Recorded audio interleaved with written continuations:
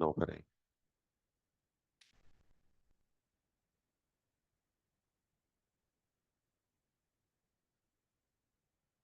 Aí, acho que agora ele desligou.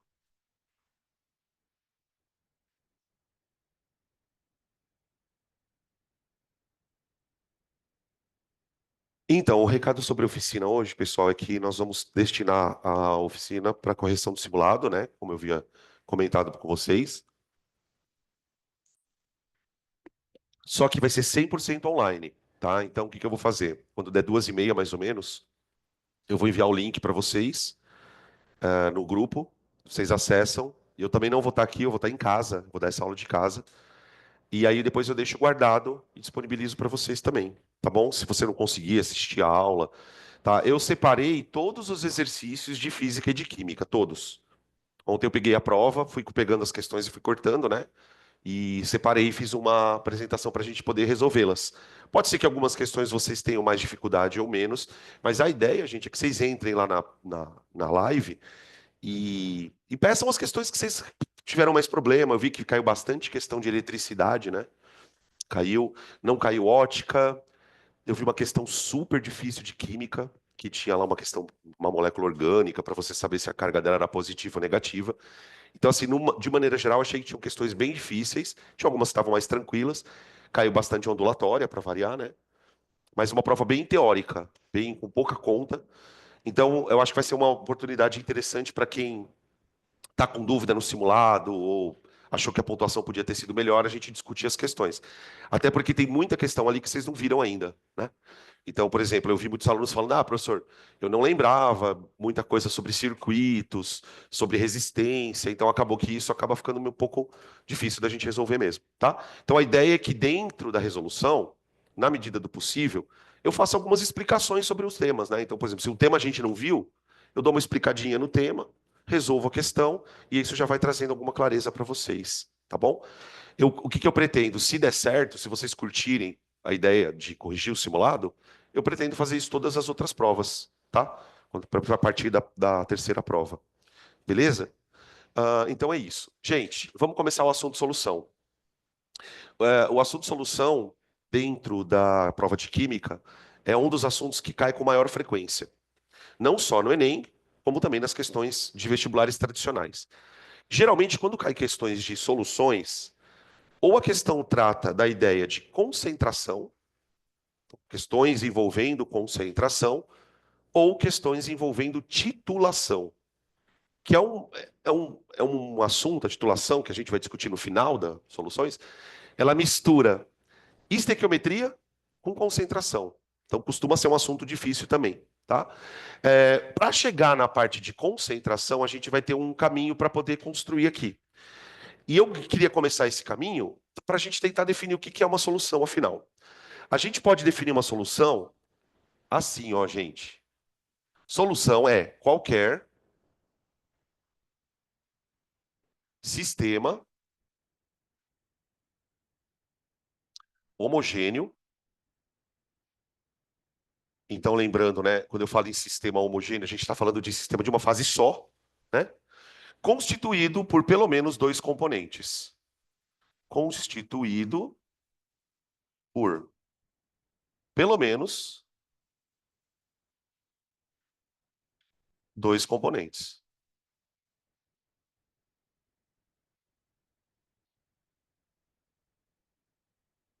Esses componentes, pessoal, eles são chamados de disperso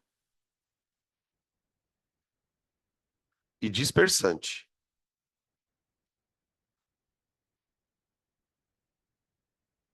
tá? Ou, como a gente costuma, esses nomes, na verdade, né, disperso e dispersante, eles são nomes mais genéricos. A gente pode substituir o disperso, se você quiser, por soluto e o dispersante por solvente. Cuidado, tá, pessoal?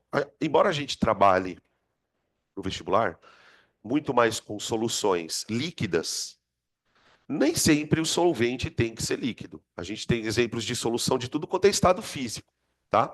Eu vou citar para vocês alguns exemplos de soluções famosas.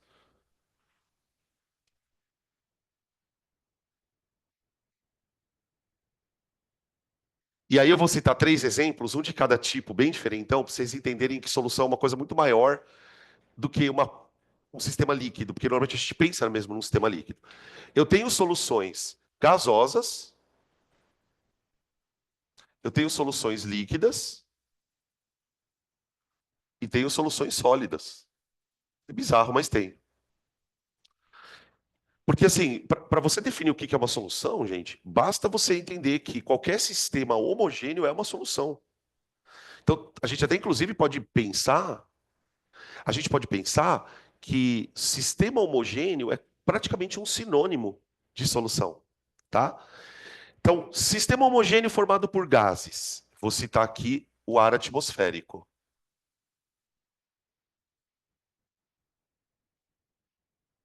tá? No ar atmosférico, a gente até citou um pouco sobre isso na aula de gases, né? A gente tem nitrogênio, oxigênio e outros gases, tá? Dentro desses outros gases, a gente tem aí aproximadamente 1%. Aqui, ó. Aqui você tem uns 79%, aqui você tem uns 20%, mais ou menos, de oxigênio, e o resto é gás, tá?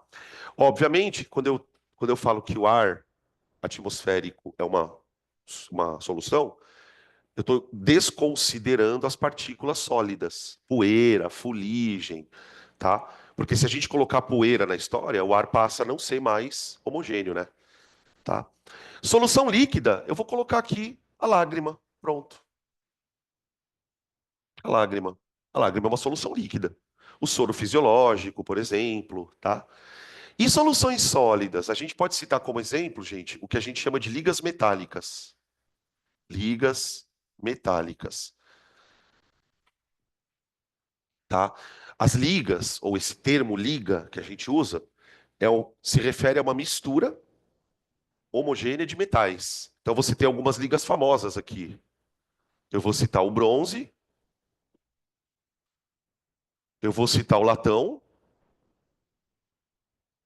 eu vou citar o ouro 18 quilates, tá? Que tecnicamente são ligas. Essas três coisas são ligas. Tem outras, tá? Tem outras ligas. A liga bronze, ela é feita de cobre e estanho.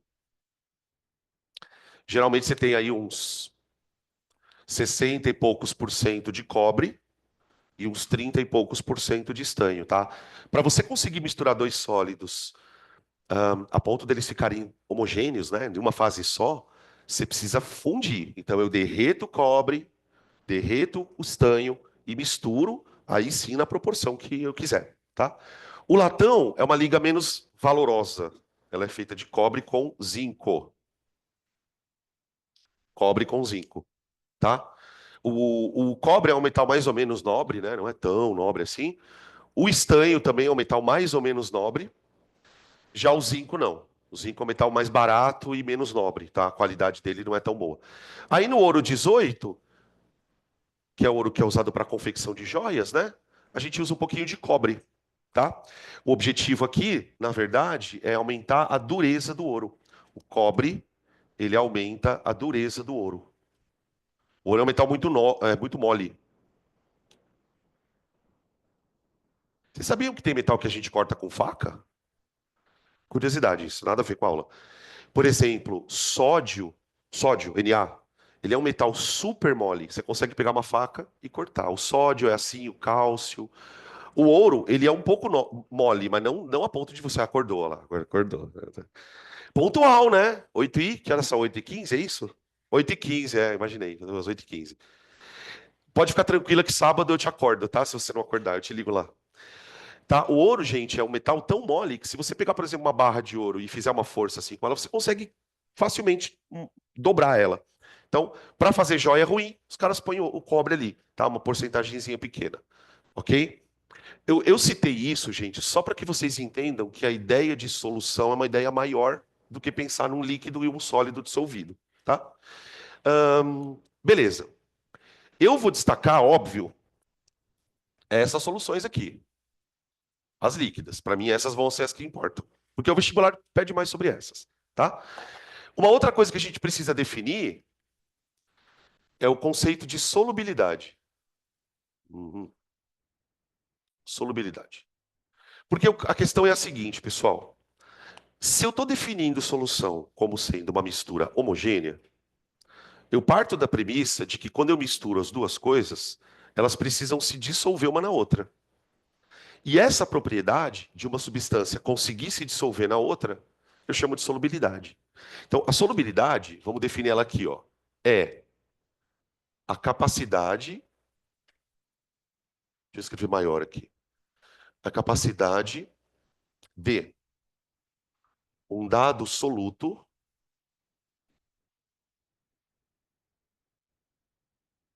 em se dissolver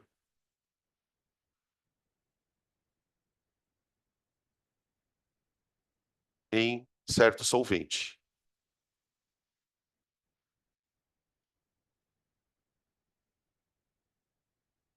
Hum. E a gente observa, até por experiências práticas do teu dia a dia, você vai saber do que eu estou falando, que essa capacidade, chamada solubilidade, ela pode ser variada. O que eu quero dizer com isso? Eu posso ter substâncias, por exemplo, que são mais solúveis em outras do que determinada substância. Então, por exemplo, quando eu vou dissolver uma substância na água, a solubilidade dessa substância ela está atrelada ao tipo de substância. Eu sei, por exemplo, que se eu tentar colocar óleo na água, eu não vou conseguir dissolver quase nada. Por outro lado, se eu coloco uma substância como álcool ou como um sal, eu vou ter uma tendência maior de ter solubilidade. Então, a gente pode dizer que essa solubilidade, ela depende de alguns fatores. Depende de. Eu vou citar, eu vou ser mais específico, tá? Dois fatores.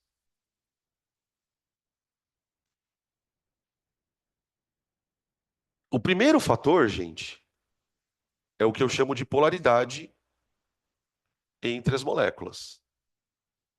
Polaridade e interações moleculares.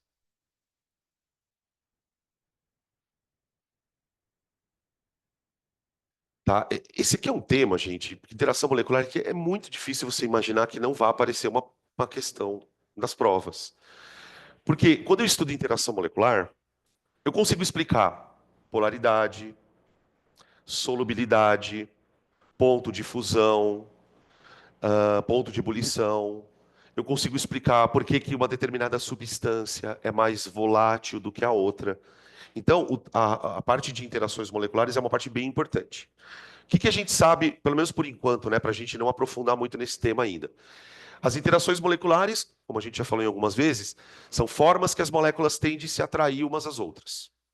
Essas interações, pessoal, elas são sempre de natureza atrativa. O que que a gente sabe? Quando essas interações moleculares são muito fortes, as moléculas têm mais chance de se dissolver uma na outra.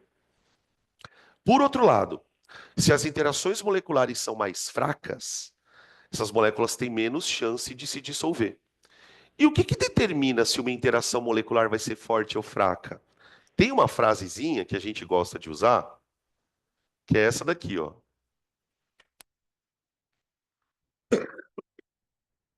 Opa. Semelhante, dissolve, semelhante. A frase é quase autoexplicativa, né? Bom dia. O que essa frase diz é o seguinte: para que duas substâncias consigam se dissolver uma na outra, tem que existir uma certa semelhança. Mas essa semelhança diz respeito ao quê? Ao tipo de interação molecular.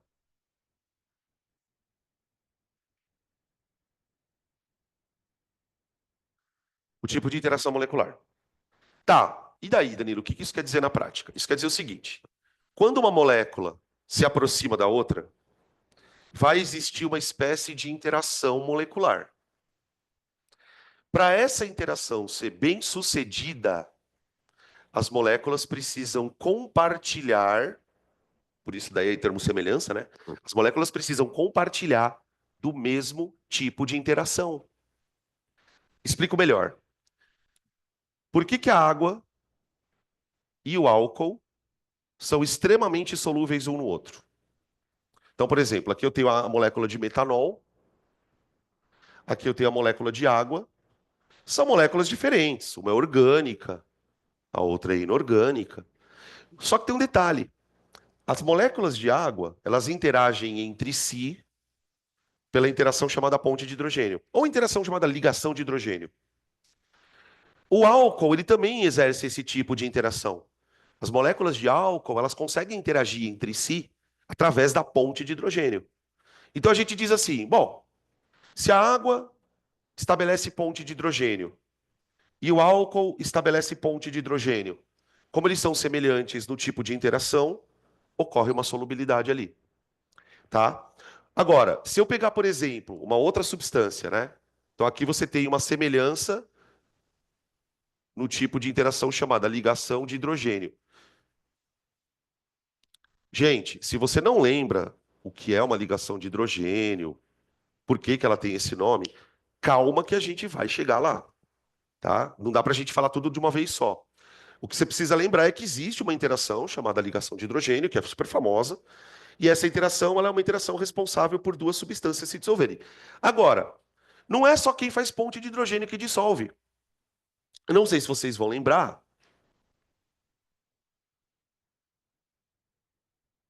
que quando a gente fala em interação molecular, a gente tem quatro categorias. A ponte de hidrogênio é uma delas. Ligação de hidrogênio. Só que eu tenho a interação íon-dipolo.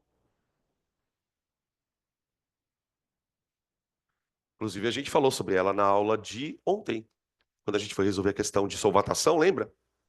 Tem uma outra interação, não sei se vocês lembram. Força de dipolo permanente. É um outro tipo de interação. E tem um outro tipo chamado força de dipolo induzido.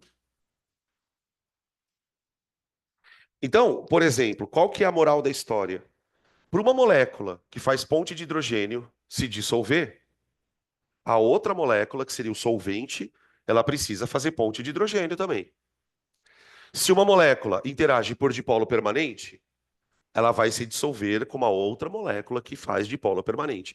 Então a semelhança, ela tem a ver com o tipo de interação. O que que é importante a gente frisar, pessoal? Eu não consigo controlar esse fator. Eu não consigo controlar. Por exemplo, eu não consigo fazer com que uma substância que seja solúvel na água deixe de ser solúvel. Se ela é solúvel na água, ela sempre será. Se ela não é solúvel na água, ela não será. Então a solubilidade, ela varia muito dependendo do sistema que você considera, tá? Eu vou dar um exemplo.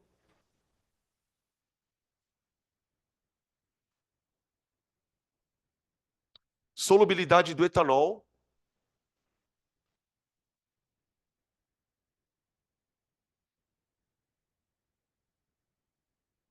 em água, infinita. Isso aqui é muito louco, né? O que seria uma solubilidade infinita? Uma solubilidade infinita acontece quando você pode misturar os dois caras em qualquer proporção que você sempre vai ter uma mistura homogênea.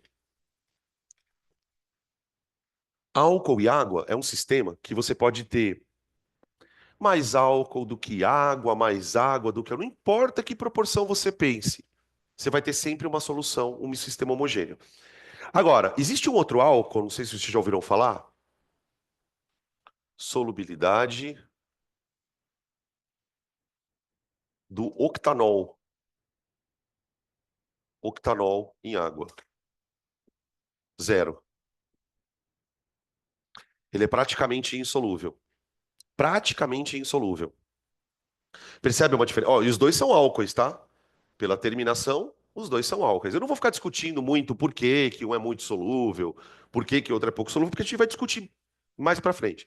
Eu só quero mostrar pra vocês que são duas substâncias muito parecidas, uma é álcool, outra também, Só que a solubilidade na água é muito diferente. Por que isso acontece de maneira mais superficial, né? Isso acontece por conta do tipo de interação. Esse etanol, ele consegue estabelecer com a água um monte de pontes de hidrogênio. Já esse aqui, por algum motivo, ele não consegue estabelecer as pontes de hidrogênio com a água. Então, se ele não consegue interagir com a água, se ele não consegue se comunicar, entre aspas, né, com a água, ele acaba não se dissolvendo e aí forma um sistema de duas fases, tá? Beleza? Então, isso é uma propriedade das moléculas. Agora, tem uma outra propriedade que é a temperatura. A temperatura também interfere na solubilidade.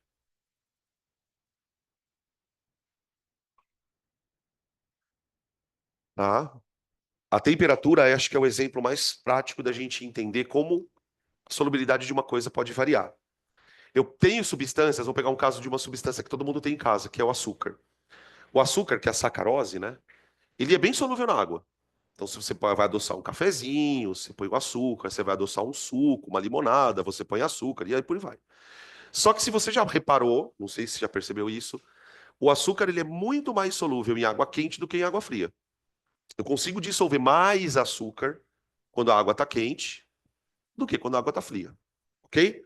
Então esse é um exemplo simples de que a temperatura afeta a solubilidade. Agora, nem sempre estar mais quente significa dizer que será mais solúvel. A temperatura, ela pode afetar a solubilidade de duas maneiras. Afeta a solubilidade de duas formas. Depois eu vou colocar uns gráficos, tá? Para a gente poder falar melhor sobre isso.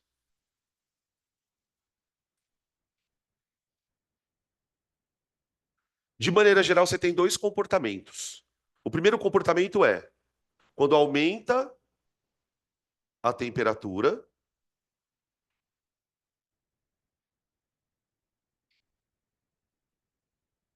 eu vou ter um aumento da solubilidade,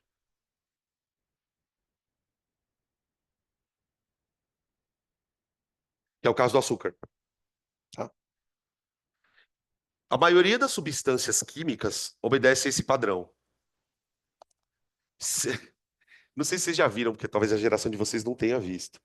Vocês já viram algum avô, avó, bisavô, bisavó, gente mais velha, lá, fervendo roupa? Tem gente que ferve roupa. O pessoal mais antigo tinha muito essa mania de ferver algumas roupas. O cara simplesmente põe a roupa numa bacia, põe um pouco de sabão ali e põe na água quente. Acabou. A minha avó fazia muito isso. E sabe o que ela falava pra mim? Foda, a pessoa nunca tinha estudado na vida. Ela falava assim: amolece a sujeira. É. Eu falava, vó, por que você está fervendo roupa? Porque, filho, isso amolece a sujeira. O que que isso quer dizer na prática? A solubilidade das coisas que estão ali, da sujeira, ela vai aumentar com a temperatura. O sabão, ele já ajuda isso, né? O sabão, ele facilita a solubilidade das coisas. Com a temperatura, você consegue dissolver mais. E, de fato, a roupa ficava bem limpinha, tá? Exatamente. Quanto mais quente está a água, mais você consegue dissolver. Então, por exemplo, aquelas manchas de gordura que fica, que às vezes a gente fica tentando tirar ali na mão e não sai, mancha de barro, mancha de terra, às vezes sai por conta da temperatura mesmo. Hospital, por exemplo, é que aí tem uma questão de desinfecção também, né? Hospital, ele ferve toda a roupa de cama dos leitos, né? O paciente deu alta, eles pegam aquela roupa e põe na água quente para ferver. Tá? E tem as substâncias mais esquisitas. A diminuição de temperatura também pode favorecer, tá? Às vezes, quanto mais frio, mais solúvel. Tá? É mais difícil da gente achar substâncias que tenham esse comportamento. Tá? Substâncias que se dissolvem melhor em água fria do que em água quente. Eu poderia citar para vocês uma que tem em casa. Tá, puta, já sei. Puta, maisena, cara. Maisena é assim. Quando a gente vai fazer, por exemplo, você vai fazer um molho branco, que você usa maisena para dar uma engrossadinha ali no leite, toda a receita fala que você tem que colocar a maisena no leite frio e depois ir mexendo. Se você tenta esquentar o leite e põe a maisena, ela não dissolve, ela fica umas pelotinhas ali, tá? Então a maisena é o amido, né, que é o amido de milho, né, que a gente chama. Ele é uma substância que se dissolve melhor em temperaturas mais baixas, tá? Essas duas situações, gente, elas são características de cada composto. Tem substância que dissolve melhor no quente, tem substância que dissolve melhor no frio, tá? Inclusive, a gente pode até usar aqui uma.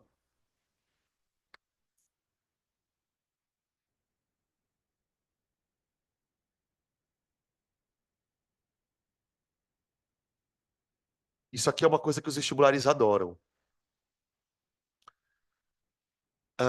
Existe um método, porque assim, a gente já falou lá nas primeiras aulas do curso sobre métodos de separação.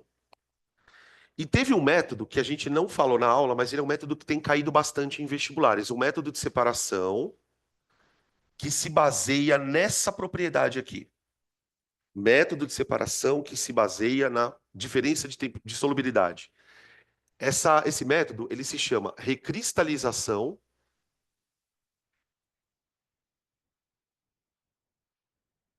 fracionada. Olha como esse conceito pode virar um exercício de vestibular. Já caiu no Enem, eu sei que já caiu na Unicamp, um parecido, já caiu na GD, há uns 2 anos atrás, um parecido. Como que funciona o lance?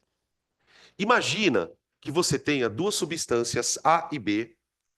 Então você tem uma substância A e uma substância B. E você quer separar as duas. Essas duas substâncias são sólidas e você quer separar o sistema formado por A e B. Aí, óbvio, né? Você vai fazer uma separação.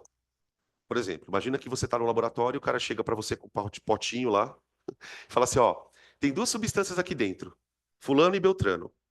Eu quero que você separe para mim. Quando você vai fazer uma separação, como é que você escolhe o método? Você precisa encontrar alguma propriedade que seja muito diferente dos dois. Sei lá, um tem ponto de ebulição alto, o outro tem ponto de ebulição baixo. Um tem densidade alta, outro tem densidade baixa. Você precisa escolher uma propriedade que faça com que eles consigam se separar, porque são muito diferentes. Aí o cara vai lá nos catálogos que ele tem lá no laboratório e ele descobre o seguinte: que a solubilidade desses compostos é diferente. Vamos lá. Solubilidade do A, solubilidade do B.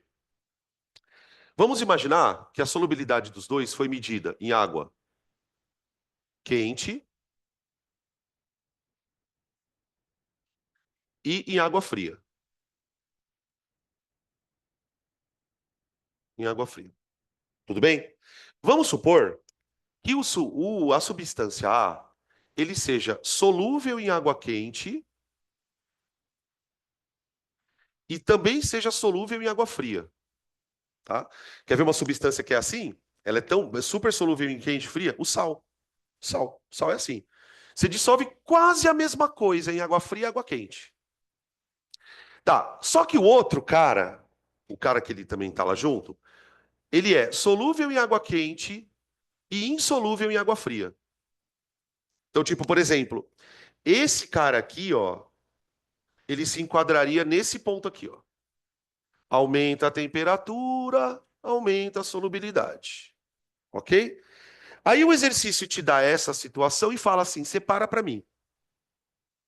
Como que eu faria para separar esses dois compostos, utilizando, evidentemente, a propriedade? O que que eu vou fazer? Eu vou fazer uma recristalização para dividir. Porque fracionar, o que que significa? Não é dividir? Ô, gente, esse prefixo recristalização, o que que isso significa? Recristalizar. Voltar a formar cristal. Então, essas substâncias, imaginem que elas são sais. Os dois são cristais. O que que eu vou fazer aqui? Eu vou recristalizar. Eu vou dissolver para depois cristalizar. Então, eu faço assim. Eu pego a mistura AB. Os dois são sólidos, tá? Peraí.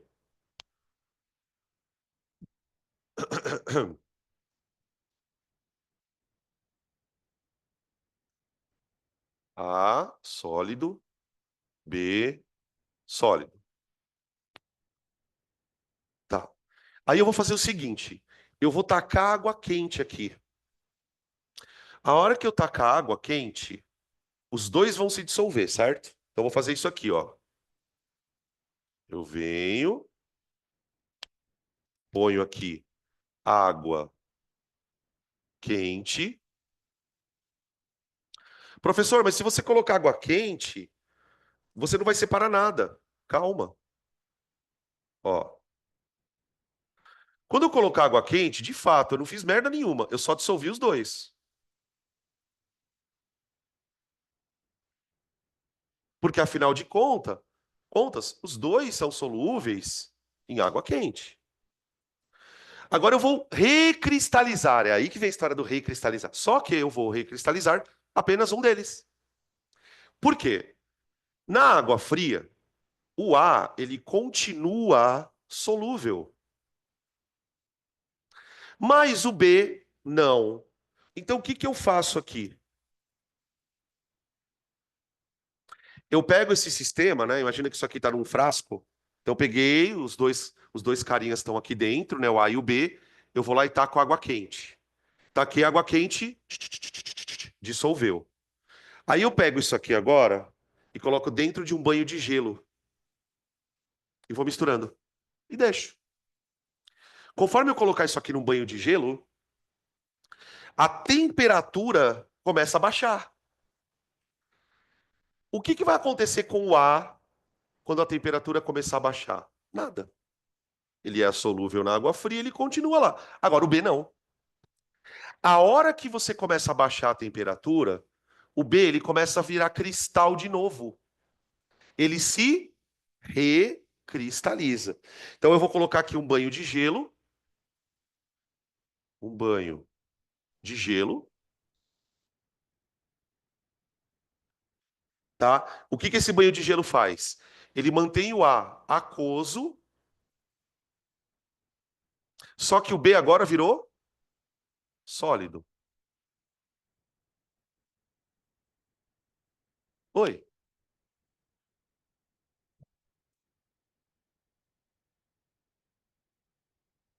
Não, isso aqui é um exemplo de como isso pode ser feito, tá? O que que a gente sabe? A gente sabe que quando você faz esse processo aqui, sempre vem uma perda. Então, uma forma de você diminuir essa perda é primeiro dissolve todo mundo e depois se precipita só um deles, tá? Se você faz diretamente, joga água fria e um dissolve e outro não, pode ser que você perca um pouquinho da substância, tá? Aí o que que eu faço com isso aqui? Eu pego isso e filtro. Porque agora você tem aqui uma solução aquosa, você tem uma substância sólida, que está precipitada lá no fundo, né? Aí eu faço uma filtração e aí eu consigo separar o sistema, tá?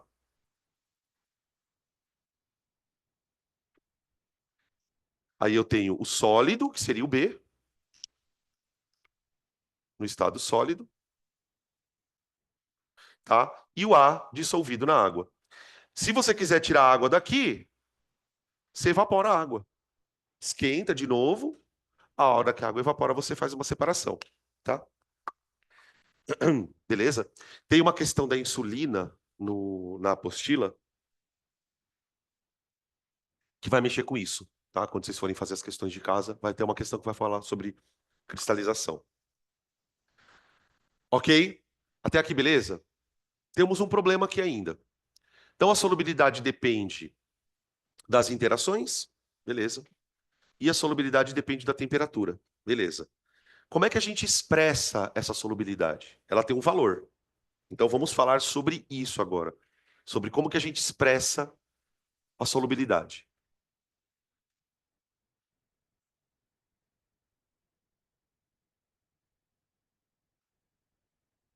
A gente vai expressar a solubilidade, gente, através de uma coisa chamada coeficiente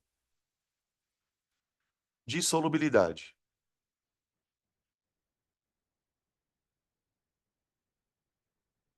Pronto. O coeficiente de solubilidade é basicamente uma maneira concreta de você dizer, olha, quanto é a solubilidade desse cara? A gente vai definir isso aqui assim, ó. Coeficiente de solubilidade é a máxima quantidade, a máxima quantidade de um soluto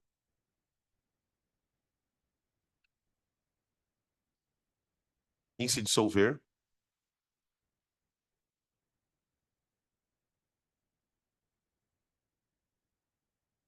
em dado solvente.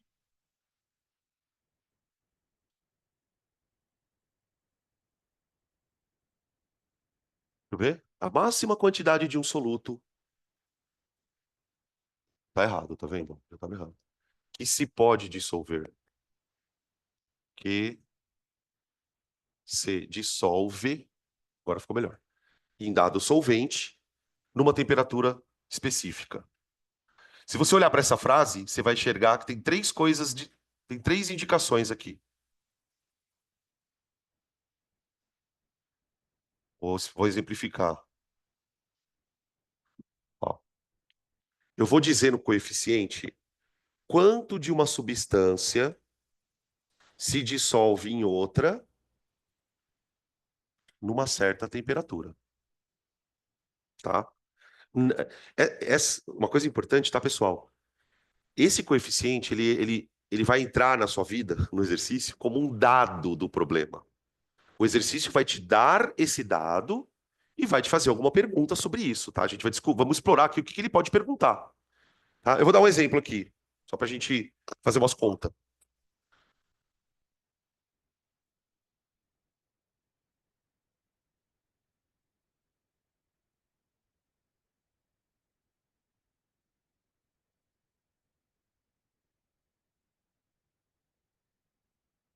Pronto.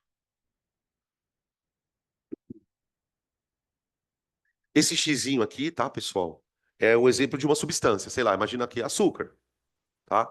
Então é o coeficiente de solubilidade de uma substância X foi medido a 25 graus e eu dissolvo 40 gramas em 100 de água, tá?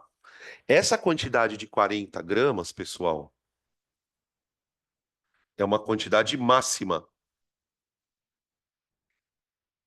Máxima. O que significa que você não precisa necessariamente dissolver 40. 40 é o limite. Você pode dissolver qualquer quantidade abaixo de 40 que você consegue dissolver, tá? Ah, professor, mas eu quero dissolver mais. Eu quero dissolver 80 gramas. Usa mais água. Entende? A água é que dissolve a substância. Então, essa quantidade que o cara põe aqui é sempre padronizada para um tanto de água. Normalmente os caras põem aqui 100 gramas, às vezes põe 1 quilo, vai depender do exercício. Então, cuidado na hora que você recebe essa informação, tá? Beleza? Tá. Por que que essa informação ela é importante? Uma das coisas que torna esse número importante é que justamente ele é o limite que separa aquilo que a gente chama de condição de saturação. Então, quando a gente estuda a solução, a gente aprende muito sobre essa história de saturado, insaturado. Então, vamos falar da condição de saturação. Condição de saturação, gente, é o nome que a gente dá para justamente o fato de que toda vez que você vai dissolver um soluto num solvente, existe um limite. E esse limite, ele não é extrapolável. Então, por exemplo, se você quer fazer a dissolução a 25 graus, esse aqui é o limite. Então, a condição de saturação, ela te diz exatamente isso. Olha, se você passar deste ponto, a tua solução está saturada. Tá, mas o que significa dizer que uma solução está saturada? Quando? Quando o solvente não consegue mais dissolver o soluto. A condição de saturação ocorre, vamos escrever aqui, ocorre quando a quantidade de solvente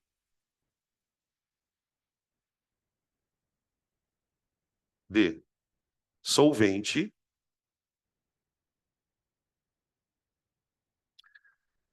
não consegue mais dissolver o soluto. Não consegue mais dissolver o soluto,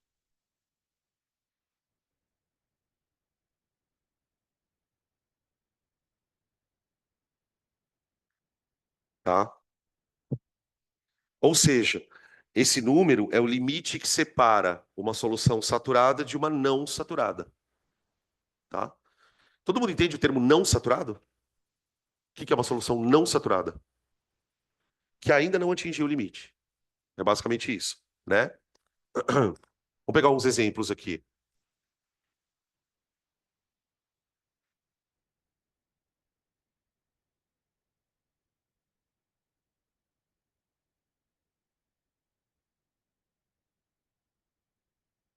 Você tem vários tipos de perguntinhas que podem ser feitas só com coeficiente de solubilidade, tá? Eu vou citar exemplo de duas.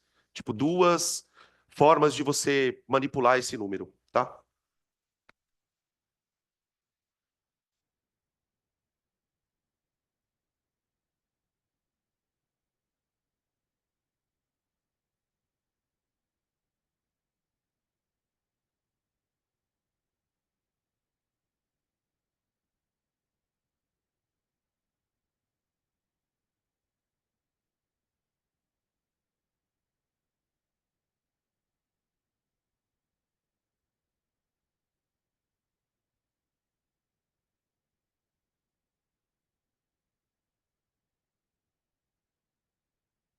Ó, isso aqui é uma perguntinha legal.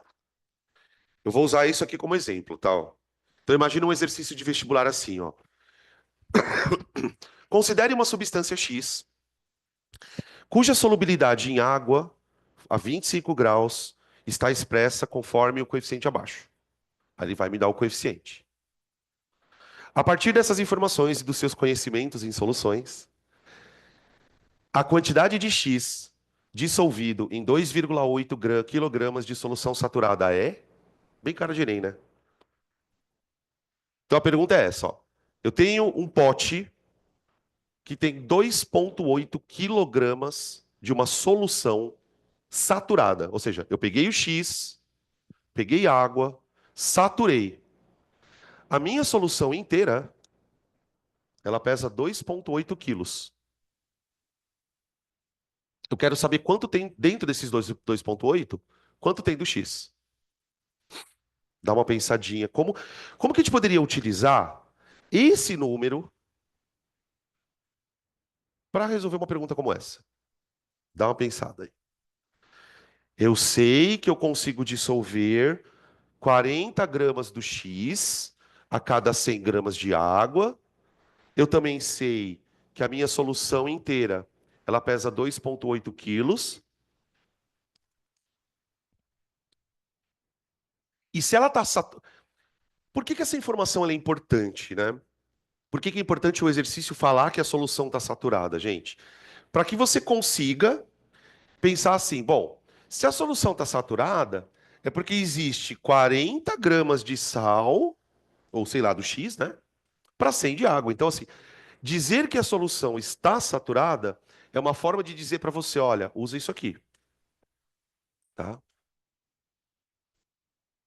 E aí, alguma possibilidade? Com alguma ideia? E aí? Proporção, como que a gente faria isso? Porque tem um problema aqui, que é onde eu quero chamar a atenção de vocês. Isso aqui é uma proporção? É. Só que é uma proporção soluto-solvente. O que que dificulta a análise dessa questão, pelo menos numa primeira vista? Ele me disse que a solução pesa 2,8 quilos, mas ele não especifica quanto tem de soluto, nem quanto tem de solvente. Então, quando esse tipo de situação ocorre, o que que você faz? Você sabe que 2,8 quilogramas, vamos colocar em gramas, tá? Eu vou usar isso aqui em grama, então eu vou usar o grama. Essa massa aqui, ó, de 2.800 gramas, Ela é a massa do sal, do X. Eu vou usar o termo soluto, pode ser? Tá? Quando eu usar soluto assim, gente, eu estou falando do X, tá? Então, ó, o 2.800 gramas é a massa do soluto mais a massa do solvente. Do solvente. Então, por exemplo, ele quer descobrir a massa do X, né? Então, eu vou fazer o seguinte, ó. Eu posso dizer que a massa de solvente, a massa do solvente, ela é 2.800 menos a massa do soluto. Dá uma olhada, tá? Então, quanto vale a massa do soluto? A massa do soluto vale massa do soluto. Quanto vale a massa do solvente? A massa do solvente vale 2.800 menos a massa do soluto. Agora que eu escrevi isso, eu vou usar a ideia de proporção que você sugeriu. Eu vou dizer o seguinte, ó, numa solução saturada, se a solução está saturada, isso significa que 40 gramas do soluto estão com certeza dissolvidos em 100 gramas do solvente.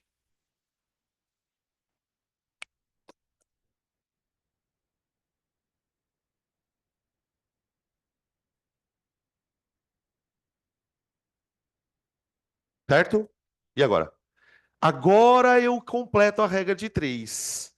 Quanto vale a massa do soluto lá dentro? Sei lá.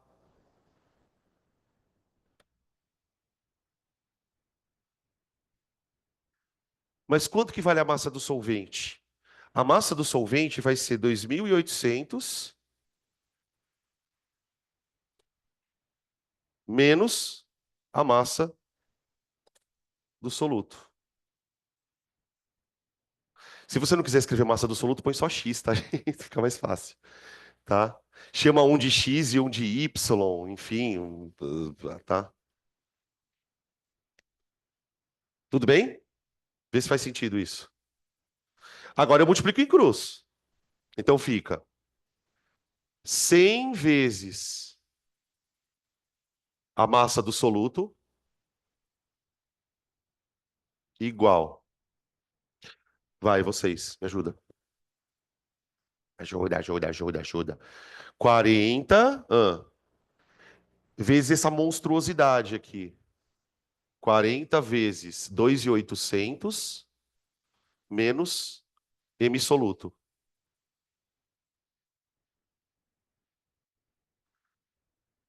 Tem uma coisa que dá para fazer aqui, gente.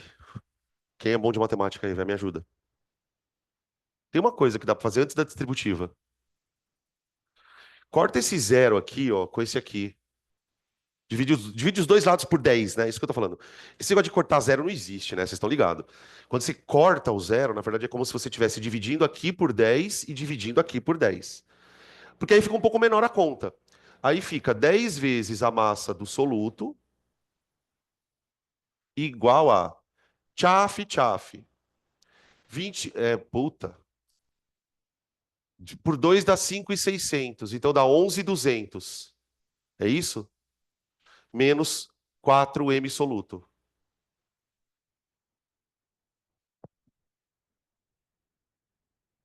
O professor, você falou que era fácil. Mais ou menos, né? Agora eu passo para lá o menos 4, vai dar 14. Ô, gente, faz essa conta para mim, por favor. Igual a 11.200. Quantos que deu? 200? 800 gramas. Oi.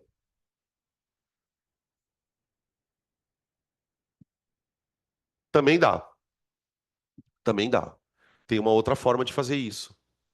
Quer ver, ó? Vou fazer desse lado aqui, tá? Eu vou resolver esse exercício de outro jeito.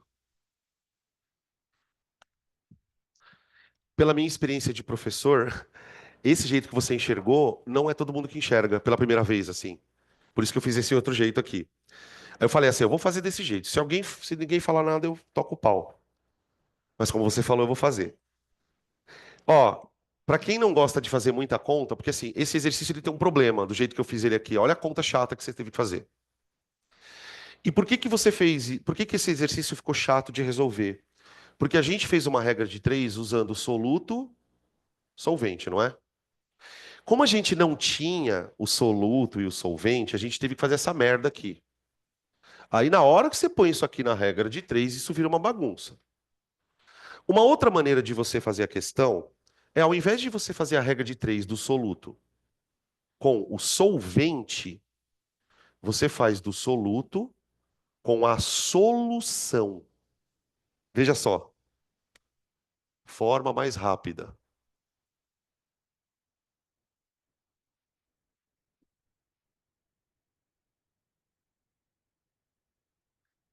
A forma mais rápida é muito rápida, gente. Olha só como ela é rapidinha. Em vez de você escrever na primeira linha que 40 gramas está para 100, você faz assim, ó. 40 gramas do soluto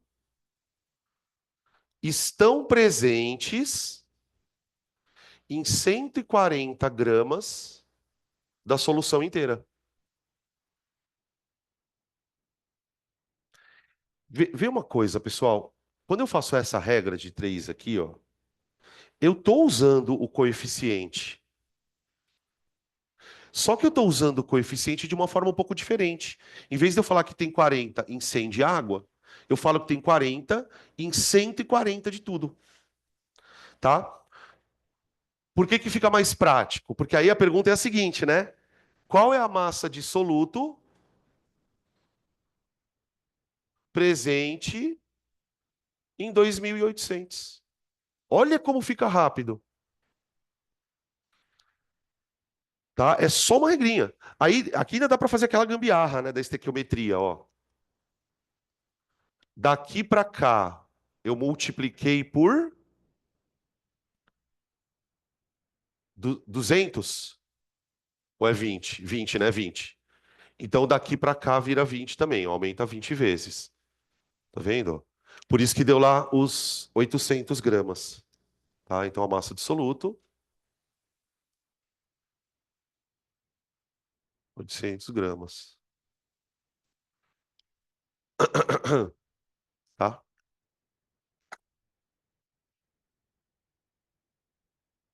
Esse é um tipo de exercício. Eu vou colocar um outro exemplo, tá? Vou deixar vocês copiarem aí.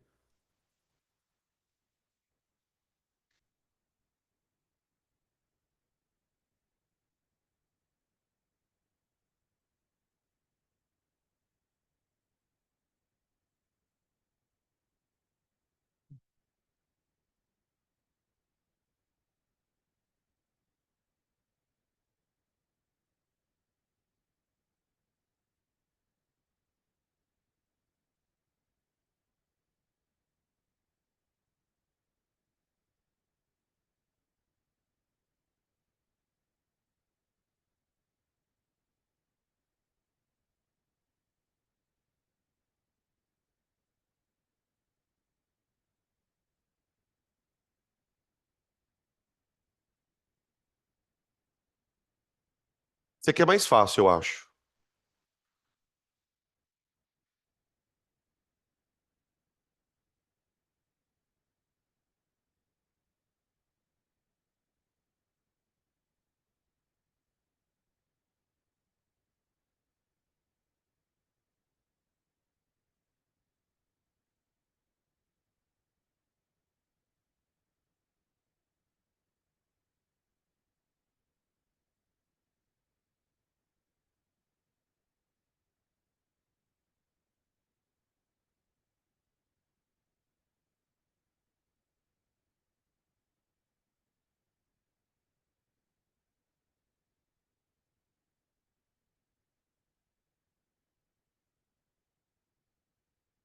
Ó, esse tipo de pergunta aqui é bem mais tranquila de resolver do que aquele caso ali. Então, assim, nossa, eu tô com um problema de acento seríssimo. Qual a mínima quantidade de água que eu devo usar para dissolver 16 gramas do X? Porque qual que é o problema, gente? Vamos supor, né? O cara fala assim, olha, eu quero que você dissolva 16 gramas de X. Se eu estou no laboratório e a pessoa vira para mim e fala assim, olha, eu preciso que você dissolva 16 gramas de X. A primeira pergunta que eu faço para ela é, eu falo assim, olha, você quer que eu faça uma solução saturada ou insaturada? Porque, gente, se o cara fala para mim assim, eu quero uma solução insaturada. Foda-se, eu vou colocar 10 litros aqui. Dissolvi. Agora, e se eu quiser uma solução saturada, no limite, no limite? Aí eu preciso de uma quantidade específica de água. E é isso que eu quero saber aqui. Bom, nesse caso, gente, a resposta é muito mais fácil. Por quê? Ele quer saber quanto de solvente eu preciso para dissolver o soluto. Então eu uso o coeficiente de solubilidade da maneira que ele foi me dado. Falo, olha, você vai usar 100 gramas de água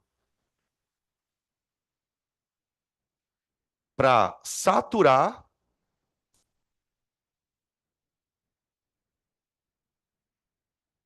16 gramas do X, tá? 16 gramas saturam 100 de água. 16 não, 40. Desculpa, perdão. Qual vai ser a quantidade de água para 16, tá? Em geral, as perguntas de coeficiente elas são assim. Esse tipo de situação é um pouco mais rara, tá? Mas é o que tem de mais difícil, tá? Se você entendeu isso aqui, é de boa. Daqui para cá caiu. Puta merda, eu também escolhi um número, né? 4 vezes 10, 4 vezes 4, caiu 2,5 daqui para cá. Daqui para cá, eu dividi por 2,5. Então, se eu estou querendo usar 2 vezes e meia menos, eu vou precisar de 2 vezes e meia menos de água. 100 dividido por 2,5. 100 por 5 por 2 dá 200 por 5 dá 40, né? 40G. Tá bom? Ô, gente, só uma perguntinha aqui, só pra vocês perceberem como tá tudo certo, né? Ó. Quanto que dá 40 dividido por 100? Dá 0,4, não é? Quanto que dá 16 por 40? Dá 0,4 também, tá? Por quê? A proporção ela tem que ser sempre 40 para 100. 40 para 100. Então, não importa quanto você use de um do outro, você tem que obedecer essa proporção, que é o que garante que a solução esteja saturada. Agora, se eu quiser uma solução insaturada, eu colocaria mais do que 40 gramas. Se eu colocar, por exemplo, 50 gramas, 60 gramas, 70 gramas, aí a solução se torna insaturada. Então, vou colocar uma observação assim, aqui, ó. Observação. Acima de 40 G de água, 40 G de água, teremos uma solução insaturada. Teremos uma solução insaturada.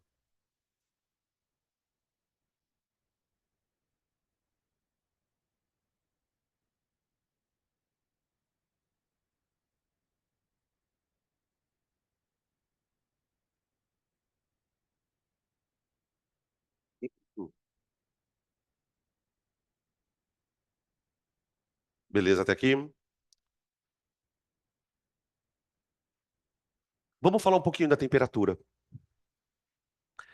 A temperatura, como a gente acabou de falar aqui no começo da aula, a temperatura ela pode afetar tanto para mais quanto para menos a solubilidade. Vamos tentar entender que diabos a temperatura tem a ver com solubilidade, gente. Vamos falar um pouco sobre. Essa aqui eu acho que é a parte mais difícil da aula, tá?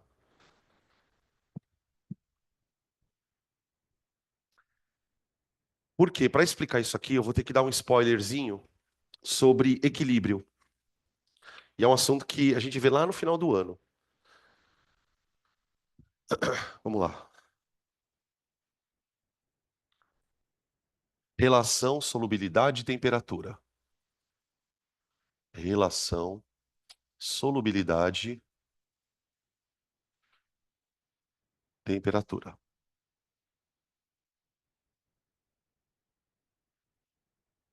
Tá, para a gente começar a explicar isso aqui, vamos imaginar uma situação, ó. Eu vou pegar um recipiente e vou produzir aqui nesse recipiente uma solução saturada, só que com corpo de fundo. Então eu vou pegar uma substância qualquer, colocar aqui dentro da água e tocar o pau aqui até eu perceber que formou corpo de fundo. Então vou pegar aqui, vamos chamar de X. X sólido. Vou tacar ele aqui, um éon. Só que eu vou colocar ele aqui assim, eu vou colocar ele, misturo, espero dissolver. Aí eu coloco mais um pouquinho, misturo, começo até dissolver. Vai chegar uma hora que você vai ter aqui embaixo um monte dele sólido e vai ter a solução saturada,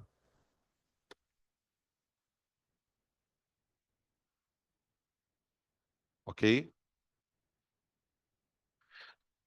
Aqui eu tenho uma solução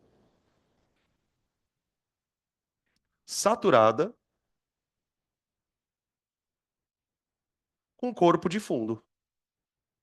Tudo bem o termo corpo de fundo, gente?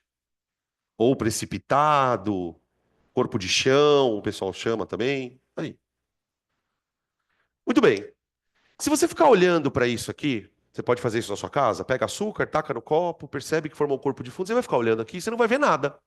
Você vai ver um líquido transparente e um solidinho aqui. Só que se a gente pudesse enxergar a superfície desse líquido, desse sólido, bem a superfície dele, a gente ia ver uma coisa surreal acontecendo. Quando você olha para o sistema macroscopicamente, sem nenhum instrumento óptico, nada, esse sistema parece um sistema parado. Só que na superfície do líquido estão acontecendo dois processos ao mesmo tempo. Na superfície do líquido tem algumas moléculas que estão se dissolvendo. Superfície do sólido, perdão. Ó. Então imagina que algumas moléculazinhas do X estão fazendo isso, ó. Só que agora imagina que para cada molécula que faz isso, tem uma outra que faz isso, entra. Sabe o que é o mais surreal? As duas reações acontecem com a mesma rapidez. Tipo, se a gente ficasse vendo isso aqui, se a gente conseguisse enxergar aqui, ó, você ia ver um monte de xizinho indo para a água e um monte de xizinho indo para o sólido. E absolutamente com a mesma velocidade. Essa reação aqui, ó, é a reação de solubilização. Solubilidade. E essa daqui é a precipitação.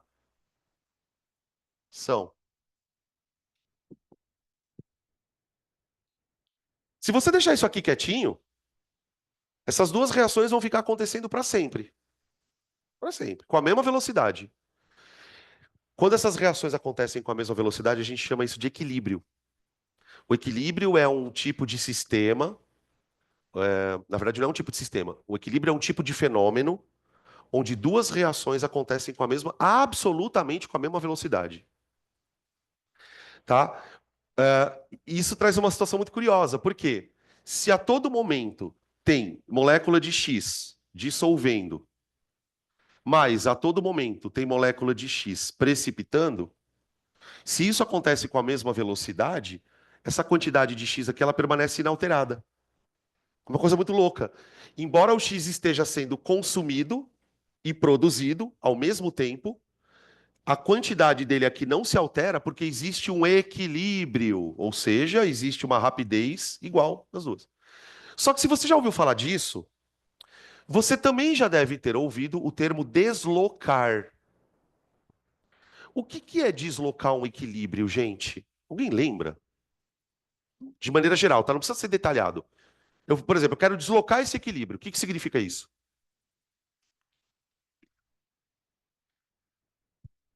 Eu vou ter que privilegiar uma delas. Por exemplo, se eu quiser fazer essa gororoba aqui de baixo, ó, desaparecer, o que eu tenho que fazer com o equilíbrio? Fazer esse processo aqui, ó, ficar mais rápido. Agora, e se eu quiser aumentar a quantidade de precipitado? Se eu quiser aumentar a quantidade de precipitado, eu tenho que fazer isso aqui mais rápido. Então, deslocar um equilíbrio é quando você, por alguma ação que você faz externamente, você perturba aquela situação. Você privilegia um dos processos. E adivinha qual é um dos fatores capaz de deslocar equilíbrio? Temperatura. Eu posso privilegiar uma e outra dependendo da temperatura. Então, vou escrever coisas aqui, ó. Equilíbrios podem ser deslocados,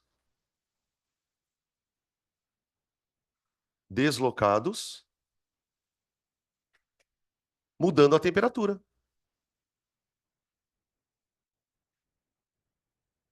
Dá para entender agora por que que a temperatura interfere na porra da solubilidade? Porque o que que acontece, gente? Você tem vários tipos de situação, tá? Eu vou pegar um exemplo e mostrar para vocês, mas basicamente a coisa funciona assim. Tem vezes que quando você esquenta, imagina que você pega isso aqui, ó, e coloque no fogo. Você vai dar calor.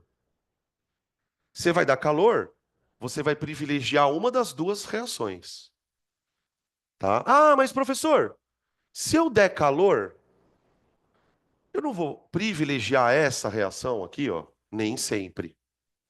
Nem sempre. Às vezes, dar calor significa privilegiar a reação oposta, tá? Então, uma coisa que você precisa entender. Duas coisas, na verdade. Primeiro, o processo de solubilidade, ele é um processo reversível, ok? Segundo, todo processo reversível pode ser favorecido mediante a mudança de temperatura. Ok até aqui? Tá. Gustavo, fala, você tinha levantado a mão, desculpa. Tá. Vou falar então, vou continuar aqui. Eu vou dar um exemplo.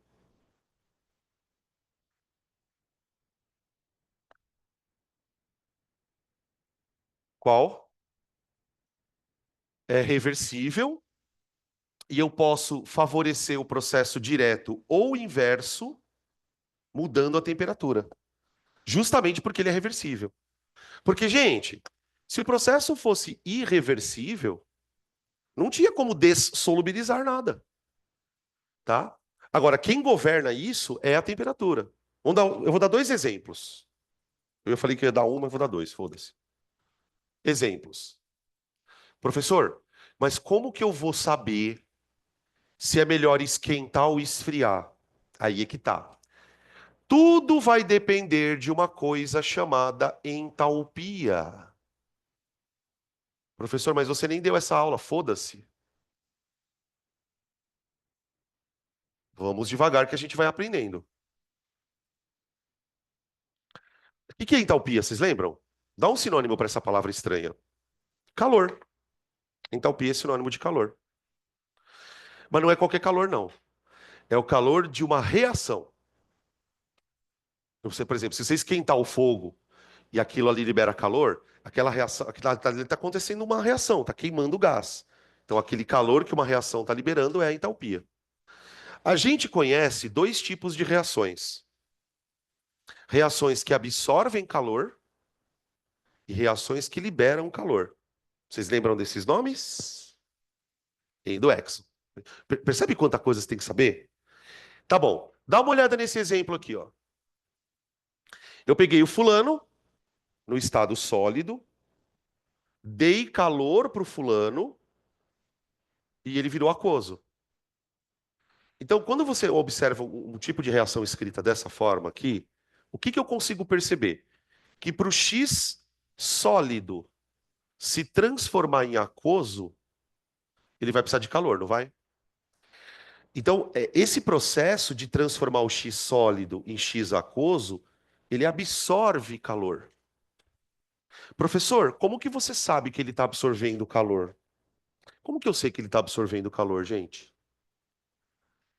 Porque o calor está antes.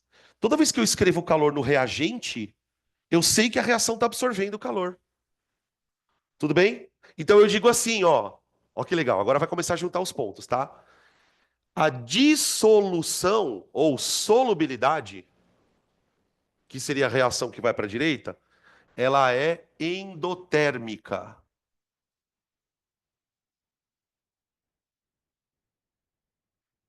E aí, consequentemente, o processo inverso é exotérmico. Tudo bem? Então, olha que louco, gente. Se você sabe disso, você sabe qual reação absorve calor e qual reação libera calor. Tudo bem? Então pensa, se eu quiser aumentar a solubilidade, o que eu devo fazer com este sistema? Esquentar. Quanto mais calor eu dou para o sistema, mais eu estimulo a reação que gosta de calor. Vou repetir. Tem uma reação aqui, gente, que ela gosta de calor, que é a reação endotérmica. Quando você dá calor para um sistema, quando você esquenta um sistema, ou, de uma forma muito prática, quando você aumenta a temperatura do sistema, você está dando calor. Então acontece isso aqui, ó. Ó,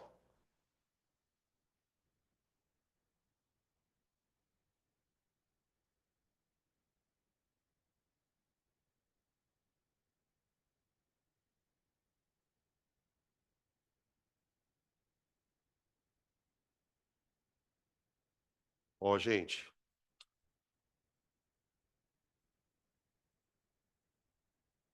Com certeza você já viu esse tipo de gráfico. Com certeza. O que você talvez não tenha visto é a relação desse gráfico com isso aqui.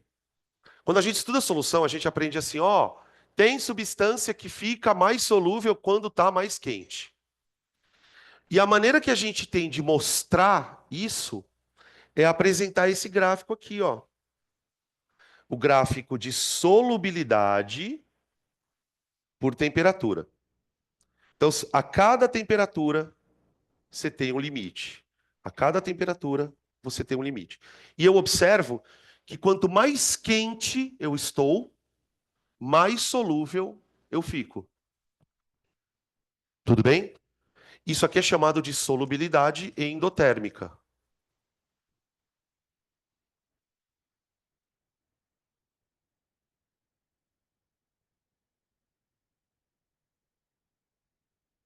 Então faz uma coisa agora para mim. Me explica, de forma muito resumida, por que que numa solubilidade endotérmica, o aumento de temperatura aumenta a solubilidade? Por que que numa solubilidade endotérmica, o aumento de temperatura aumenta a solubilidade? A resposta está aqui. Deslocamento de equilíbrio. Porque o aumento de temperatura neste processo desloca o equilíbrio no sentido de dissolver mais, tá? As explicações, pessoal, elas são sempre no quesito deslocamento de equilíbrio, tá? Qual que é o problema? A gente costuma não falar sobre isso muito no começo do ano, porque os alunos não lembram, tá? Mas a melhor maneira de você entender, mesmo fazendo uma forcinha, é pegar esse conteúdo. Quer ver um outro exemplo? Do mesmo jeito que um X pode absorver calor para dissolver, a gente pode ter situações opostas. Quer ver, ó?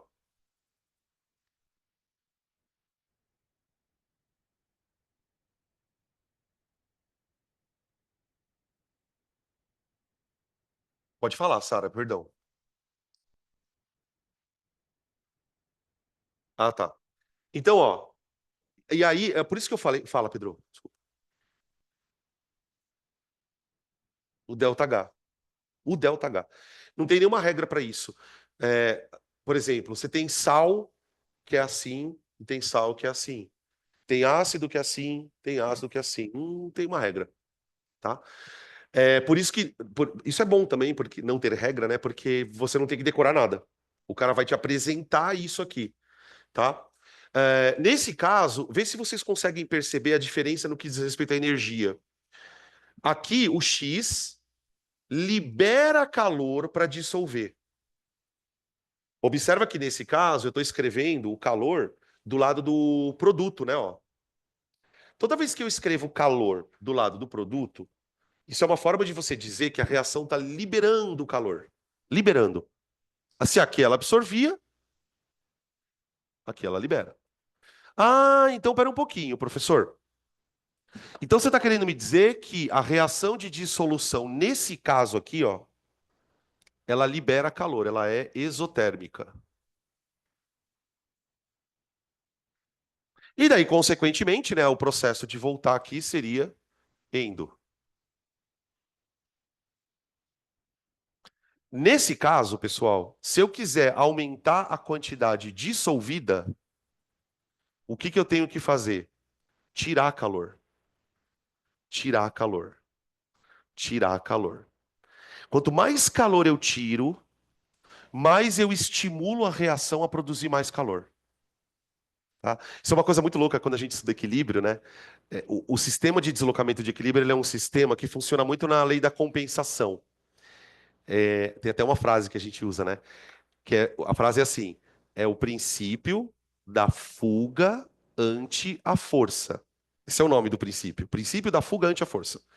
O que que esse princípio diz, resumidamente? Ele fala assim, ó, tudo que você fizer numa reação, a reação vai tentar desfazer para voltar para o equilíbrio.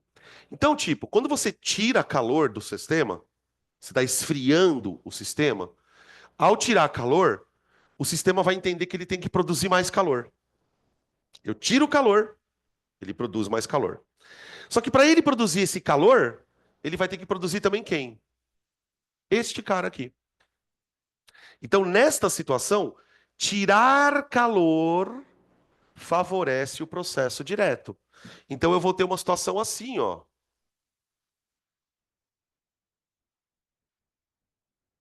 Solubilidade na temperatura.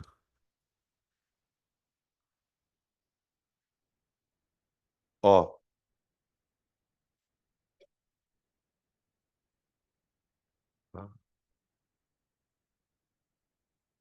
Observa que o aumento de temperatura, nesse caso, ele está fazendo a solubilidade cair, ó. Por que que o aumento da temperatura aqui faz a solubilidade cair, gente? Me explica. Se eu aumento a temperatura, eu desloco o equilíbrio para o lado contrário, ó.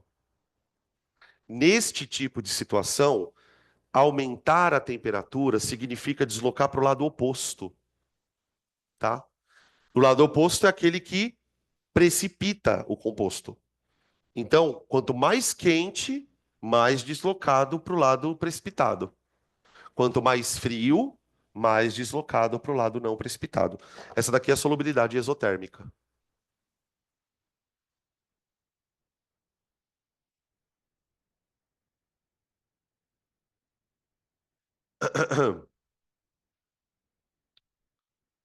Se vocês tiverem um pouco de dificuldade ainda para assimilar esse conceito, tá? E com o tempo vocês vão entender, mas às vezes de primeira não vai. Uma boa maneira de você guardar isso aqui é pensar assim: solubilidade endotérmica é aquela favorecida pela absorção de calor. Por isso que ela chama endo. Então, quanto mais calor você dá, mais ela dissolve. Então, ela é favorecida pela adição de calor. A solubilidade exotérmica é a favorecida pela retirada de calor. Então, vamos colocar isso aqui também. Favorecida pela absorção de calor.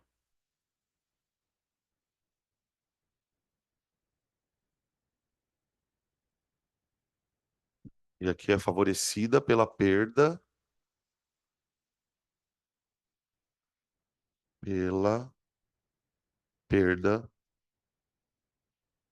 de calor.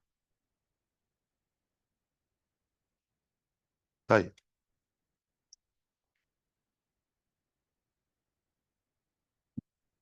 Oi,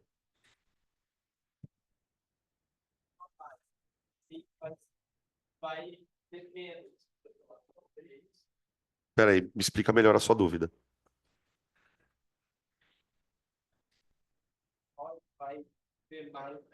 Depende. Pode ser que sim. Por exemplo, se você esquentar, o que você está fazendo ao esquentar é acelerando essa. Então, por exemplo, à medida que eu vou aumentando a temperatura, vamos supor, você está aqui a 5 graus, vai.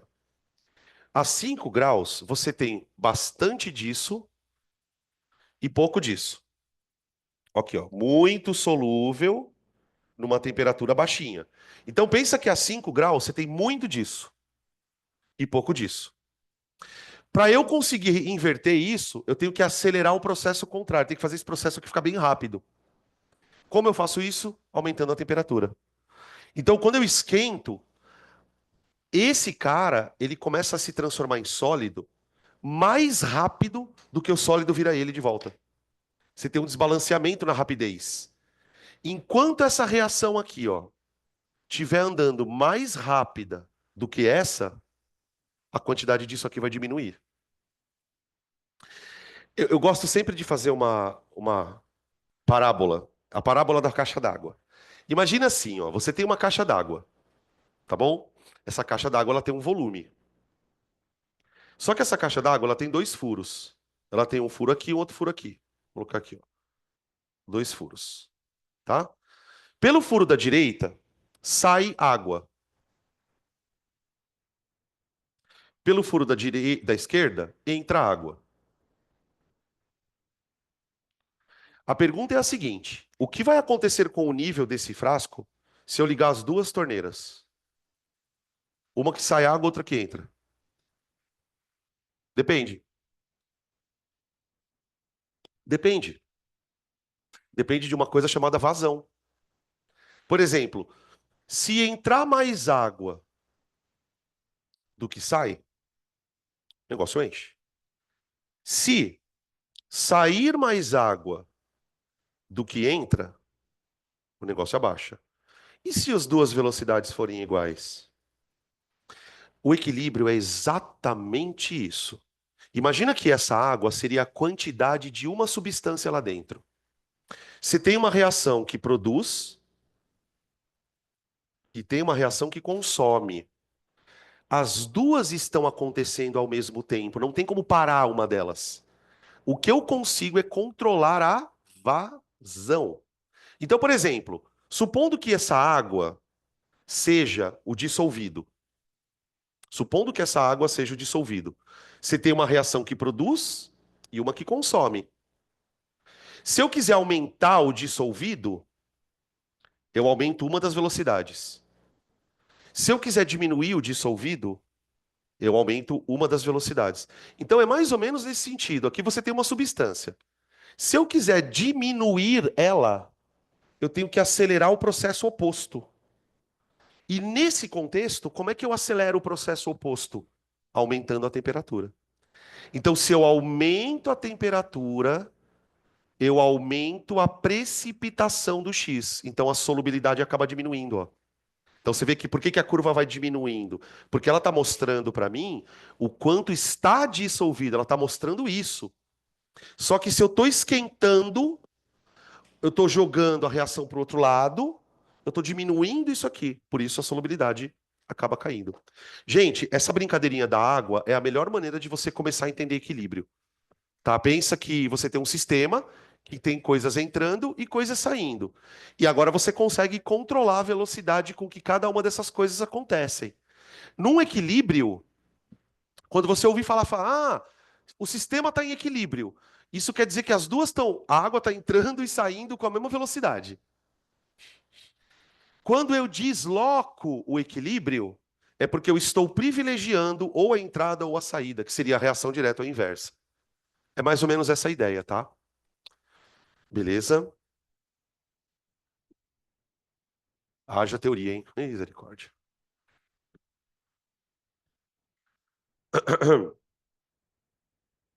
Ok. Tudo bem até aqui? Bom, agora vamos para o filé mignon. Depois dessa introdução, vamos para o conceito que o vestibular mais gosta, que é o conceito de concentração.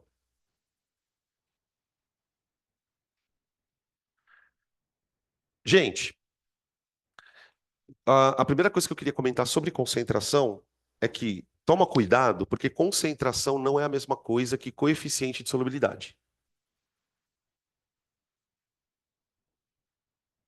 O coeficiente, ele é um valor medido no laboratório, você consegue medir o coeficiente, e ele expressa o limite.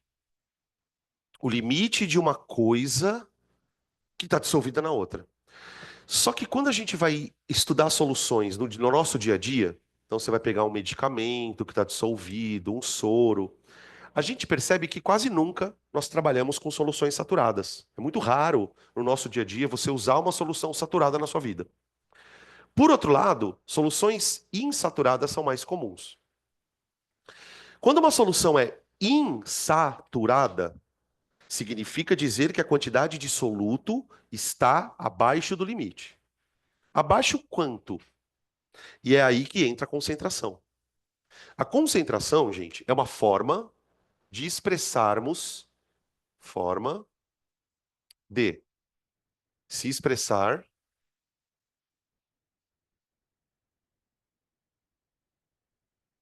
a quantidade de soluto dissolvido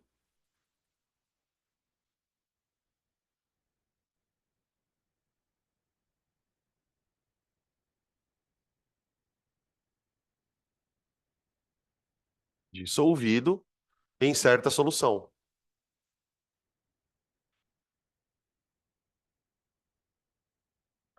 A ideia, ela é bem simplesinha, tá? O conceito. O problema é as contas. Concentração é uma maneira que você expressa quanto tem de soluto dentro de uma solução. Simples assim. Qual é um dos problemas do contexto?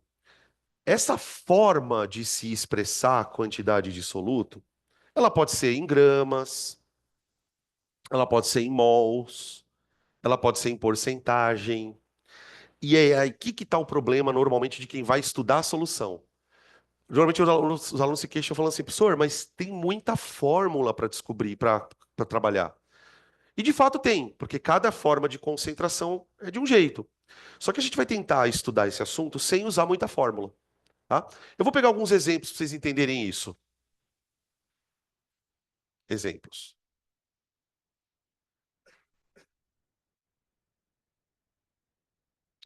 A maneira mais comum de você expressar uma concentração é expressar ela em gramas por litro.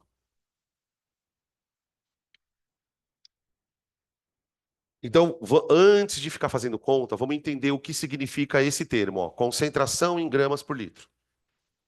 Quando eu olho para esse termo aqui, qual que é a dica? Tenta encaixar isso aqui, ó, nessa frase. Concentração é a forma de expressar uma quantidade de soluto numa certa solução. Então, aqui eu tenho quantidade do soluto numa certa solução, certo? Então, o que que é uma concentração em gramas por litro? Uma concentração em gramas por litro é uma concentração que vai te dizer quantos gramas de soluto eu tenho a cada litro de solução. Massa de soluto dissolvido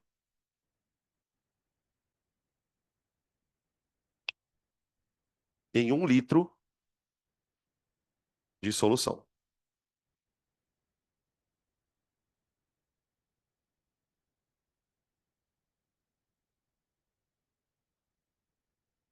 tá? Vamos pegar um exemplo de como a gente pode expressar essa concentração. Vamos imaginar que a gente vai preparar uma solução assim, ó. Eu vou colocar lá dentro da solução uma certa quantidade de soluto. Vamos colocar aqui, vai, uns 30 gramas de soluto. E vou completar com água. E vou completar com água, tá? 30 gramas de soluto dissolvidos em ahn, 3 litros de solução.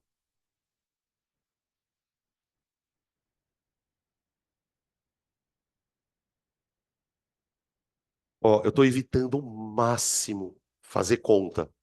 Estou tentando transformar tudo em texto, para que você consiga se acostumar com esses termos, tá? Aí eu chego para você e falo assim, ó, calcula para mim a concentração em gramas por litro. Calcula para mim a concentração em gramas por litro. Se você entende o que significa concentração em gramas por litro, você resolve isso com uma regra de 3 miserável. Não precisa de fórmula. Eu nem vou colocar a fórmula aqui, gente. Não vou. Tem fórmula aí na apostila, tá? Eu vou fazer a seguinte conta. Se eu quero a concentração em gramas por litro, eu digo assim, ó, eu tenho 30 gramas de soluto em 3 litros de solução. Quanto é que eu vou ter de soluto em 1 litro? Entende? Normalmente a gente gosta de expressar a concentração por litro, por litro, por litro, por litro, tá? Então, calcular uma concentração em gramas por litro é resolver uma regra de 3 desse jeito aqui. Acabou, tá? Aí você calcula a massa. Ah, a massa vai dar 10 gramas, né? Vai. Então, qual é a concentração desse composto? A concentração do composto é 10 gramas por litro.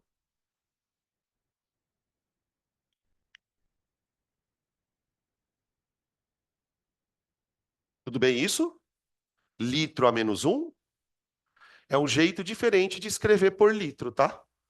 Acostuma com isso porque às vezes eles colocam assim.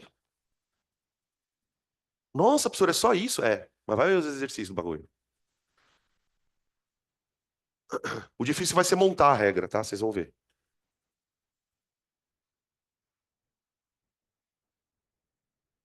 Ô, gente, quando você quer expressar a quantidade de uma substância. Ai, quebrei minha unha. Ai, que aflição. Alguém tem uma lixa? Você tem? Espera, empresta pra mim aqui, por favor. Ai, que aflição, fica roscando na roupa. Vocês têm aflição disso? Espera só um pouquinho, gente. Gente, quando você quer expressar a quantidade de uma substância e você não quer fazer isso em gramas, você pode fazer como? Hã? Fala, gente, caralho. Eu quero expressar a quantidade de uma substância, mas eu não quero em gramas. É isso. Em mol.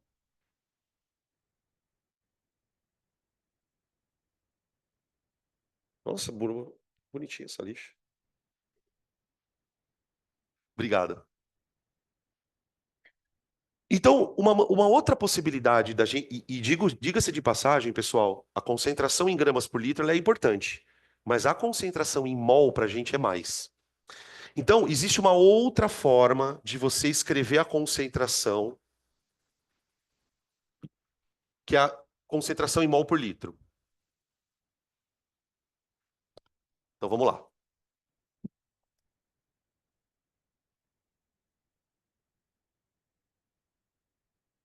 Concentração em mol por litro. Ah, eu esqueci de falar uma coisa. Tem algumas concentrações que têm nome. Em vez do cara falar, por exemplo, concentração em gramas por litro, que é até mais comum ele usar esse termo. Ele usa o termo concentração comum. Tá? Então, se você, porventura, ouvir em algum exercício referências, calcule a concentração comum, você sabe que é em gramas por litro. Tá? Nos últimos anos, aí já vem uns 10, eles estão trocando a palavra comum e colocando a unidade, para que o aluno saiba o que ele tem que fazer. Tá? Nesse caso aqui, quando a concentração está em mol por litro, a gente chama ela de concentração molar. Molar, tá? O que é a concentração molar, gente? É muito parecida com a grama por litro, só que aqui eu vou dizer Quantos mols de soluto? Então vamos escrever aqui. O que que é a concentração molar? É a quantidade de soluto em mols, a quantidade de soluto, vírgula, em mols, dissolvido em 1 litro de solução.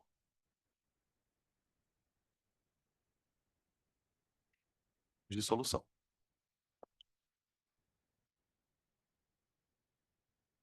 Vou dar um exemplo.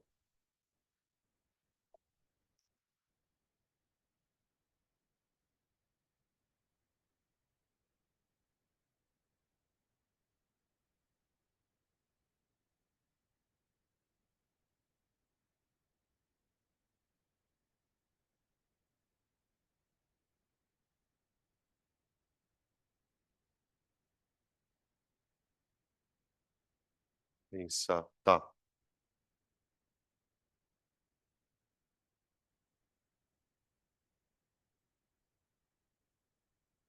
Olha só o que eu fiz, gente. Eu preparei uma solução de NaOH em água. Uma solução aquosa de NaOH em água. E para preparar essa solução, o que que eu fiz? Eu pesei na balança 10 gramas de NaOH, coloquei no potinho e enchi de água até dar 2,5 litros. Tá bom? Eu quero saber qual a concentração molar da solução. Dados. O que que eu tenho que eu tenho que dar para vocês? Na 23, O 16, H1. Vai. Calcule a concentração molar de uma solução de 10 gramas de NaOH dissolvidos num volume de 2,5, dadas as massas molares do sódio, do oxigênio e do hidrogênio. Você tem dois caminhos para fazer aqui. O primeiro caminho é descobrir a concentração em gramas por litro e depois passar para mol. Ou então você já pode pegar isso aqui direto e já passar isso para mol. Tudo bem? Vamos fazer isso? Vamos passar primeiro para mol? Então vai. 1 mol de NaOH pesa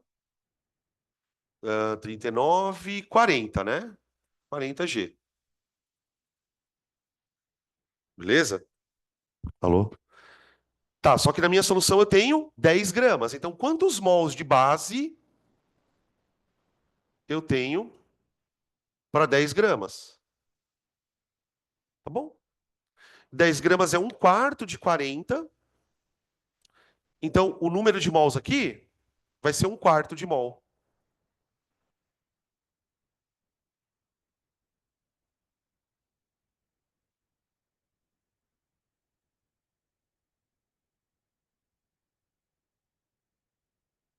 Pronto, e agora?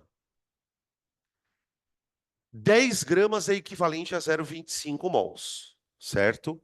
Então, aqui dentro eu sei que eu tenho 0,25 mols. Esses 0,25 mols estão dissolvidos dentro de 1 litro. Não, desculpa, dentro de 2,5. Então, agora eu faço a segunda regra de 3. Professor, se eu não quiser fazer a regra de 3, eu posso só dividir o número de mols pelo volume? Pode, pode. Se você tiver preguiça de fazer a regra de 3, não tem problema. Ó, 0,25 mol de base está para 2,5 litros de solução. Quanto vai ter em 1 litro? Tá bom? Ó. Ô, gente, quando você resolver a regra de 3, você, no final dela, você descobre a fórmula da molaridade. Tá? Para quem gosta de trabalhar com fórmula. Tá? O X aqui vai ficar, ó, 0,25 dividido por 2,5. Tá? Agora, ó, Presta atenção para vocês perceberem como fórmula realmente é uma coisa que vai até a página 2 ela serve. O que que é o número de mol? O que que é o 0,25? Não é o número de mols? Número de mols? O que que é o 2,5? Não é o volume? Então, por exemplo, se você quiser transformar isso numa fórmula, você pode dizer o seguinte, ó. A concentração é o número de mols do soluto dividido pelo volume da solução. É claro que fica mais rápido, gente. É claro, não tenho a mínima dúvida. Só que qual que é o meu medo? Por que que eu não gosto de ensinar fórmula? Porque a fórmula ela vai te distanciando um pouco da compreensão do exercício. Vocês vão perceber na hora que a gente for fazer as questões do caderno que é muito mais difícil você entender a questão do que fazer a conta. De tal maneira que a fórmula não vai te ajudar muito. Saber a fórmula não vai te dar grandes vantagens. Tá? Então, sempre que possível, eu prefiro fazer a conta assim. Aí você terminou de fazer a conta, que vai dar 0,1, né? 0,1. Aí você pode escrever esse 0,1 assim: mol por litro. Pode escrever 0,1 mol vezes litro a menos 1, que são os jeitos que a gente usa mais comum. Ou então, cuidado com esse jeito aqui, ó. Vocês sabem que algumas unidades, as unidades têm símbolos. Então, por exemplo, o mol por litro é simbolizado pelo M maiúsculo. Então, quando vocês olharem para um número e tiver um M maiúsculo, gente, cuidado. Não achem que isso é mol. Por quê? Mol não tem abreviação, ó. Esse emão, na verdade, é mol por litro. Tá? Quer ver um exemplo de uma possibilidade para trabalhar com essa concentração também?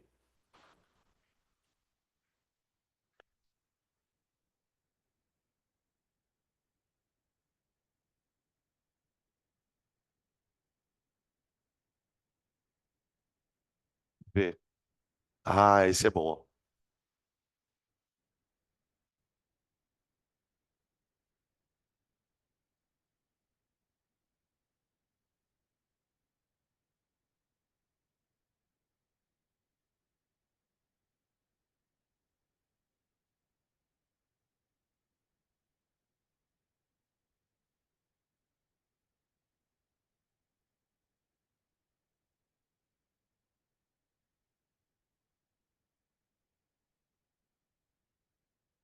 Ó.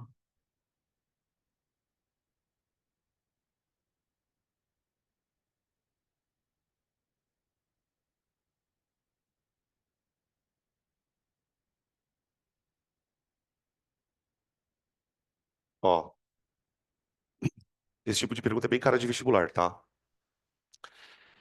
Qual a massa de NaOH deve ser dissolvida em água para obtenção de 20 litros de uma solução 002 m?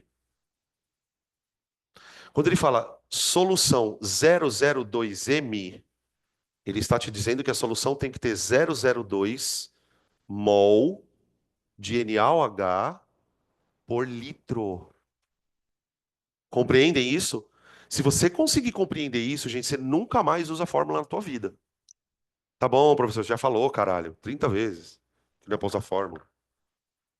É que eu queria que vocês não usassem mesmo. Tenta fazer esse cálculo, gente. Vê se vocês conseguem chegar na resposta. Eu coloquei o NaOH justamente para que a gente possa aproveitar essas massas aqui, ó. Então, para que vocês possam fazer, usa essas massas aqui, ó. Tenta fazer. 0,02 mol para 1 litro. Tananã, tsk, tananã.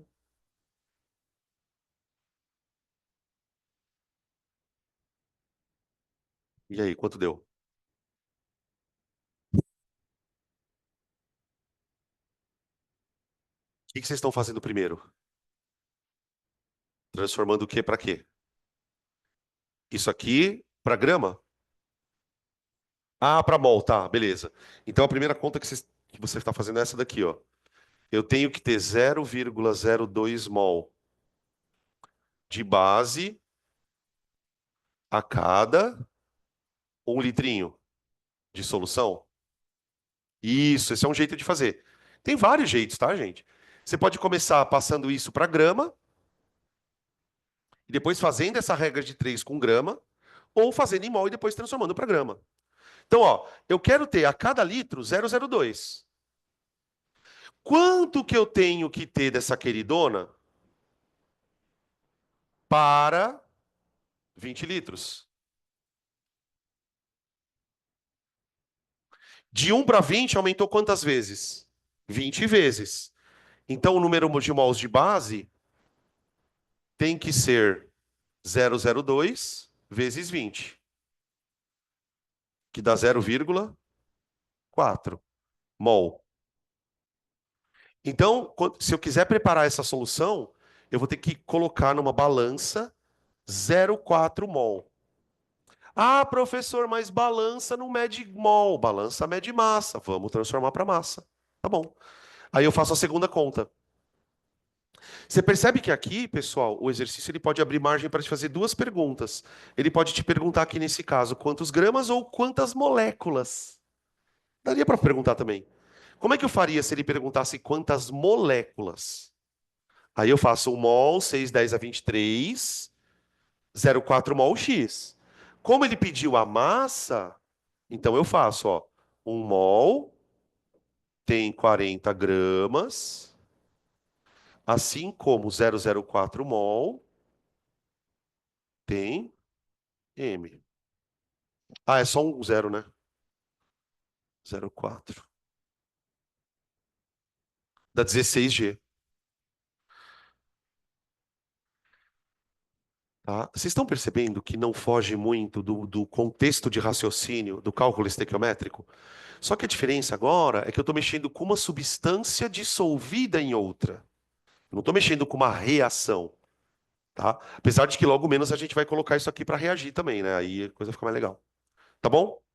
Ô, gente, eu vou parar por aqui, embora a gente tenha que falar ainda de ppm, porcentagem, fração, mas a gente deixa isso para a próxima semana, tá bom? Essa semana vocês estão livres de mim agora. Quero café! Voltamos em 30 minutos, tá? Ô, gente, eu preciso avisar uma coisa para vocês. Hoje nós vamos continuar a aula de ontem de Leis de Newton, tá? Eu preciso deixar vocês no mesmo ponto do pessoal da turma 2. Então hoje é segunda aula de Leis de Newton, na volta agora.